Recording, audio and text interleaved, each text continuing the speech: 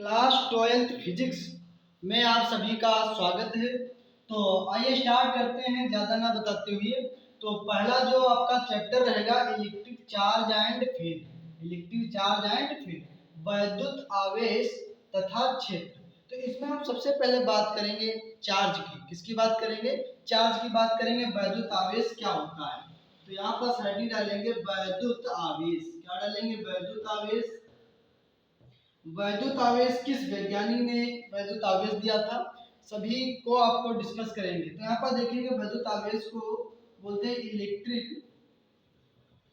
Electric charge. क्या बोलते हैं? Electric charge.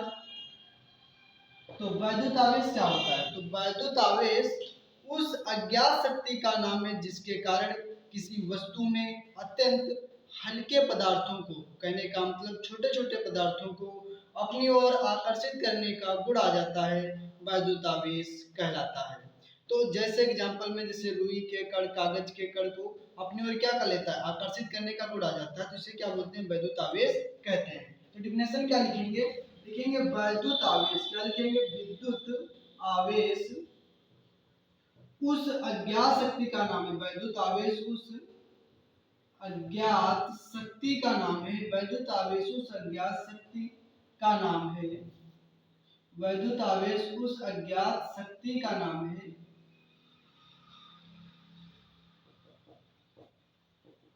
जिसके कारण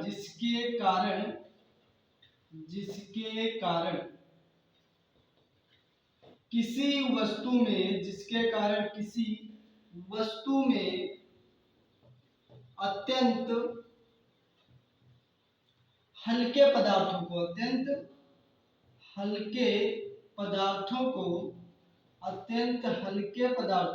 कौन से पदार्थों को?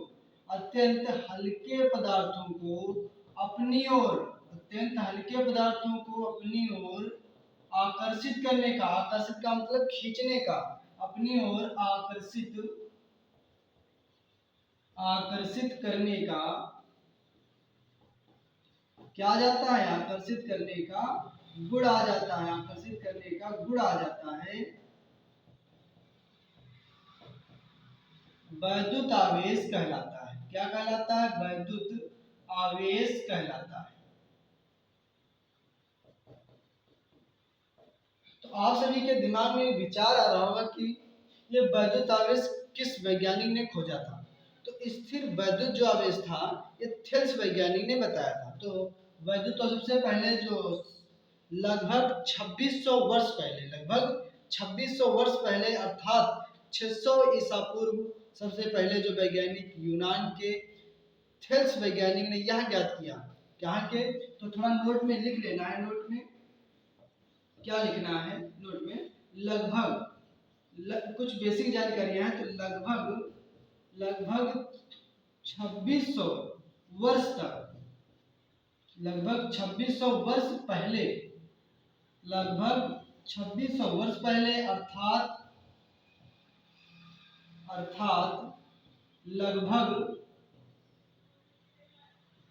लगभग 600 ईसा पूर्व के यूनान के, कहाँ के? यूनान के प्रसिद्ध वैज्ञानिक थेल्स ने क्या लिखा है? देखो, लगभग 2600 वर्ष पहले अर्थात लगभग 600 ईसा पूर्व के, कहाँ के? यूनान के प्रसिद्ध वैज्ञानिक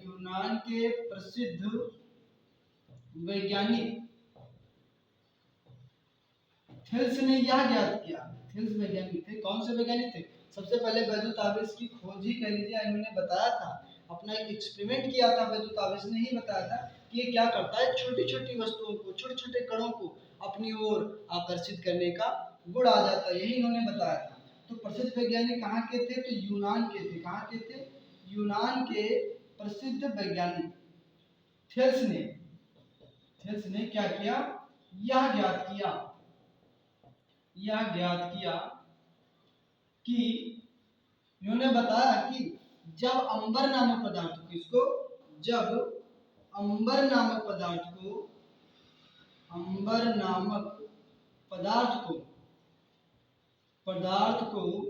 जब कहाँ किससे रगड़ा, ऊन से रगड़ा। जब अंबर नामक पदार्थ को ऊन से रगड़ा तो ये क्या करने लगा, ये छोटी छोटी वस्तुओं को अपनी ओर आकर्षित करने का गुण आ जाता है। इन्होंने यही बताया था कि लगभग 2600 वर्ष पहले अर्थात लगभग 600 ईसा पूर्व यूनान के प्रसिद्ध वैज्ञानिक थेल्स ने यह ज्ञात किया कि जब अंबर नामक पदार्थ को ऊन से रगड़ा जाता है तो ये क्या करता है, छोटी छोटी वस्तुओं को अपनी ओर आकर्षित करने का तो छोटी छोटी वस्तुओं को अपनी ओर आकर्षित करने का क्या आ जाता है, गुण आ जाता है। रगड़ा तो देखो जब अंबर नामक पदार्थ को किससे रगड़ा था, ऊन से रगड़ा, तो ये क्या करने लगा, तो छोटी छोटी वस्तुओं को, किसको, छोटी छोटी वस्तुओं को, छोटी छोटी वस्तुओं को अपनी ओर, इधर अपनी ओर आकर्षित करने का, अपनी ओर आकर्षित करने का गुण आ जाता है। क्या आ जाता है, गुण आ जाता है। तो इन्होंने क्या बताया, लगभग 2600 वर्ष पहले अर्थात लगभग 600 ईसा पूर्व यूनान के प्रसिद्ध वैज्ञानिक थेल्स ने यह ज्ञात किया कि जब अंबर नामक पदार्थ को ऊन से रगड़ा जाता है तो छोटी छोटी वस्तुओं को अपनी ओर क्या कर लेता है, आकर्षित कर लेता है। लेकिन यहाँ पास क्या है, यहाँ पर लिखेंगे लेकिन कुछ, या कि कह लीजिए लेकिन कुछ समांतराल बाद, लगभग बाद में कह लीजिए, बाद में काफी समांतराल, इसके बीच में कुछ समांतराल हुआ, लगभग था आपका 2200 वर्ष तक। तो बाद में यहाँ पर लिखेंगे बाद में काफी समयांतराल के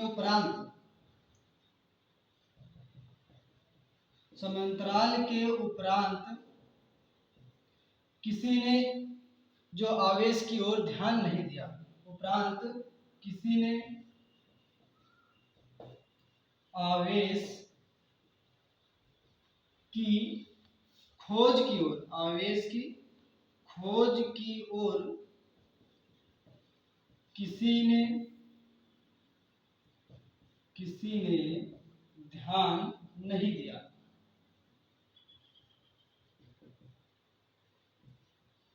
बाद में, इसके बाद में आए थे लगभग 2200, उसके बाद आए थे 2200 में लगभग कह लीजिए, इसके बाद आए थे 1600 ईस्वी में जो आए थे गिलबर्ट वैज्ञानिक, उन्होंने यह बता दिया था कि यह थोड़ा बहुत गुण ये तो सभी पदार्थों में पाया जाता है। यह जो अद्भुत गुण केवल अंबर नामक पदार्थ में ही नहीं बल्कि थोड़ा बहुत किसमें, सभी पदार्थों में पाया जाता है। गिलबर्ट वैज्ञानिक ने ये चीज इनका खंडन कर दिया था।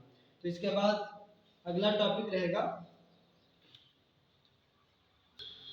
इसके बाद में सन 1600 ईस्वी में, बाद में सन 1600 ईस्वी में, 1600 ईस्वी में, बाद में सन 1600 ईस्वी में जो वैज्ञानिक आए थे,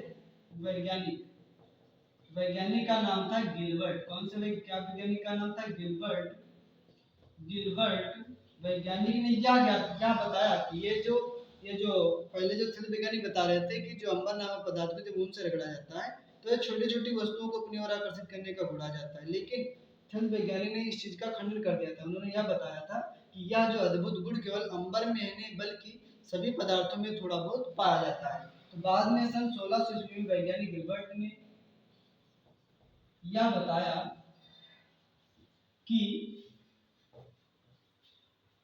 यह अद्भुत गुण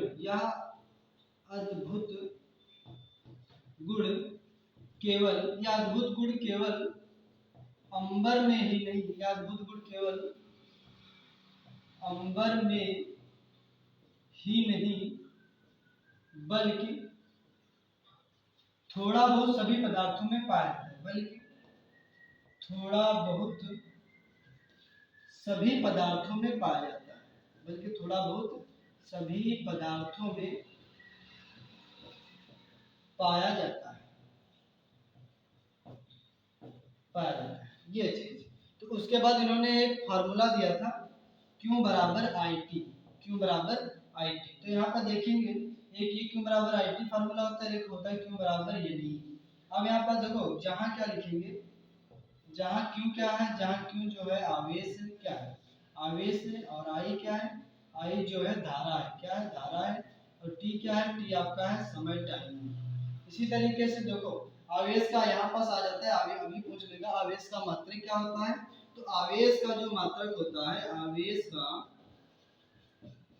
का मात्रक, आवेश का मात्रक क्या होता है, तो आवेश का मात्रक होता है कूलाम। क्या होता है आवेश का मात्रक, कूलाम होता है। और आवेश की विमा क्या निकालेंगे, आवेश की विमा, तो आवेश की विमा क्या निकालेंगे, तो क्यों ऐसे रहेगी विमा। धारा का मात्रक क्या होता है एम्पियर, और समय का मात्रक क्या होता है टाइम। तो इसकी जो विमा निकल आएगी वो निकल आएगी ए और टी, क्या निकल आएगी, ए और टी आ जाएगी। तो ये क्लास यहीं से रखेंगे, फिर मिलेंगे नेक्स्ट वीडियो में, तब तक के लिए आप सभी का धन्यवाद।